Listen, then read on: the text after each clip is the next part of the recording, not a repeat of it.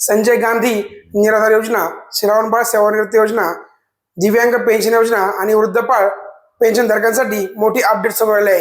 आता हयातीचा दाखला काढण्यासाठी किंवा जमा करण्यासाठी बाहेर कुठेही जाण्याची गरज नाही। पूर्वी हा दाखला जो आहे तो ऑफलाईन पद्धतीने जमा करावा लागत होता, पण आता महाराष्ट्र सरकारने बेनिफिशरी मध्ये महाराष्ट्र ऑप्शन सुरू केला आहे। यामुळे तुम्ही घर बसल्या मोबाईलवरून अगदी ऑनलाईन पद्धतीने हा हयातीचा दाखला काढू शकता। आता नेमका हा दाखला कसा काढायचा, डॉक्युमेंट कोणते कोणते लागणार आणि ऍप्लिकेशन कोणते आहे, ही सविस्तर माहिती आपण या व्हिडिओमध्ये बघणार आहोत। व्हिडिओ शेवटपर्यंत पहा आणि आणखी देखील तुम्ही आपल्या चॅनलला सबस्क्राईब नसेल केलं तर लवकरात लवकर सबस्क्राईब करून घ्या, कारण अशाच कामाचे व्हिडिओ आपण तुमच्यासाठी घेऊन असतो। चला तर मित्रांनो सुरू करूया। सगळ्यात अगोदर तुम्हाला तुमच्या मोबाईलवरलं जे प्ले स्टोर आहे ते प्ले स्टोर ओपन करून घ्यायचे। प्ले स्टोर ओपन झाल्यानंतर तुम्हाला सर्च करायचं आहे बेनिफिशरी सत्यापन ॲप आणि सर्च करून घ्यायचे। सर्च केल्यानंतर बघा ही जी ॲप आहे ती तुम्हाला काय करायची, इन्स्टॉल करून घ्यायची आहे। आता ही ॲप जी आहे ती इन्स्टॉल झाल्यानंतर आपला आणखी एक ॲप घ्यायची, ती म्हणजे आधार फेस आरडी। आधार फेस आरडी नावाची ही जी ॲप आहे ही देखील आपल्याला काय करायची, इन्स्टॉल करून घ्यायची आहे। आता बेनिफिशरी सत्यापन ॲप इन्स्टॉल झाल्यानंतर तिला आपल्याला काय करायचं आहे, ओपन करून घ्यायचं आहे। यामध्ये आपला जी पण लँग्वेज हवी असेल ती लँग्वेज यामध्ये काय करायची, सिलेक्ट करून घ्यायची। त्यानंतर प्रोसीड फॉर डिव्हाइस रजिस्ट्रेशन यावर काय करायचं, आपल्याला क्लिक करायचं आहे।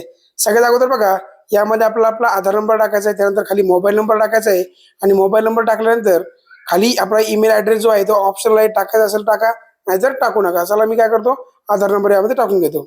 आधार नंबर टाकून घेतल्यानंतर खाली आपला मोबाईल नंबर टाकून घ्यायचा। मोबाईल नंबर टाकल्यानंतर ईमेल ॲड्रेस टाकायचा असेल टाका, नाहीतर राहू द्या। त्यानंतर काय करायचं, आपला रजिस्टर या पर्यायावर क्लिक करायचं आहे। आपण जसं रजिस्टर या पर्यायावर क्लिक करू, जो तुम्ही मोबाईल नंबर टाकला असेल त्यावर एक ओटीपी येणार, तो ओटीपी तुम्ही काय करायचं आहे, टाकून घ्यायचा आहे। ओटीपी टाकल्यानंतर सबमिट या पर्यायावर काय करायचं, आपल्याला क्लिक करून घ्यायचं आहे।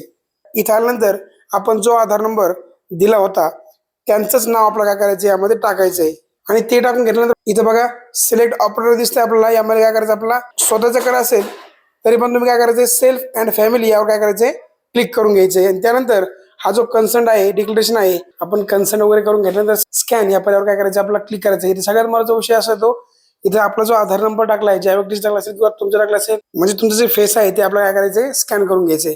आता स्कॅन नावावर क्लिक करायचंय। त्यानंतर जे कन्सर्ट आहे दुसऱ्या ॲपची ते ऑटोमॅटिक ओपन होऊन जाणार आहे। प्रोसिजरवर क्लिक करायचंय। त्यानंतर तुमचे डोळे जे आहे ते काय करायचे, तुम्हाला स्कॅन करून घ्यायचे आहे। यामध्ये तुम्ही बघू शकता आपलं जे सक्सेसफुली स्कॅन आहे ते आता झालेलं आहे। आता इथं आल्यानंतर तुम्हाला काय करायचंय, महाराष्ट्र दिसतंय बघा वर, या महाराष्ट्रावर आपल्याला काय करायचंय, क्लिक करून घ्यायचे। त्यानंतर सोशल सिक्युरिटी पेन्शन हा जो कप्पा दिसतोय यावर आपल्याला काय करायचंय, क्लिक करून घ्यायचंय।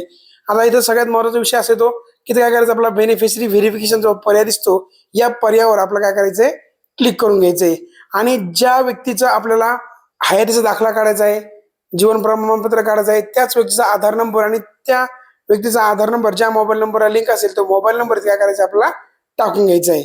आधार नंबर आणि मोबाईल नंबर टाकल्यानंतर सबमिट या पर्यायावर तुम्हाला काय करायचंय, क्लिक करून घ्यायचे। जसं तुम्ही सबमिट करसाल त्यानंतर तुमच्या मोबाईलवर एक ओटीपी येईल, तो ओटीपी तुम्ही काय करायचं, यामध्ये टाकून घ्यायचा आहे। ओटीपी टाकून घेतल्यानंतर सबमिट या पर्यायावर तुम्हाला काय करायचंय, क्लिक करायचंय। सबमिट झाल्यानंतर तुम्हाला काय करायचं, बघा इथे कन्सर्ट दिसतो यावर क्लिक करायचे। त्यानंतर यावर टिक मार्क करून घ्यायची। टिक मार्क केल्यानंतर स्कॅन या पर्यायावर काय करायचं, आपल्याला क्लिक करून घ्यायचंय। आता तुम्ही जसं क्लिक करसाल तसं तुमचा जो तुमचा बेनिफिशरी आहे त्याच्या समोर चेहऱ्यासमोर घेऊन जायचे आणि त्यांना डोळे ब्लँक करायला लावायचे। जसे ते डोळे चालू बंद करतील ऑटोमॅटिकली तर ते कॅप्चर होऊन जाणार आहे आणि त्यांची सगळी डिटेल्स आहे ती डिटेल्स यामध्ये काय येणार आहे। आता तुम्हाला काय करायचंय, त्याचं एक स्क्रीनशॉट काढून घ्यायचंय आणि यामध्ये आपल्याला एक बेनिफिशरी आयडी आलेली आहे, ती आयडी काय करायची, कॉपी करून घ्यायची आहे। आयडी कॉपी केल्यानंतर ओके या पर्यायावर काय करायचं, आपल्याला क्लिक करायचं। आता व्ह्यू बेनिफिशरी सर्टिफिकेट यावर काय करायचं, आपल्याला क्लिक करून घ्यायचंय। आता बघा आपण जी आयडी कॉपी केली होती तीच आयडी काय करायची, आपली इथं टाकून घ्यायची आहे। ती आयडी टाकून घेतल्यानंतर तुमच्या मोबाईलवर आणखी एक ओटीपी येणार, तो ओटीपी काय करायचं, तुम्हाला एंटर करून घ्यायचं आहे। ओटीपी एंटर करून घेतल्यानंतर तुम्हाला काय करायचं, व्हेरीफाय या पर्यायावर काय करायचंय, क्लिक करून घ्यायचंय। आता तुमचं जे सर्टिफिकेट आहे ते ऑटोमॅटिकली तुम्ही बघू शकता ते आलेलं आहे। अशा प्रकारे तुम्ही तुमचं जे हयातीचा दाखला आहे तो ऑनलाईन काढू शकता।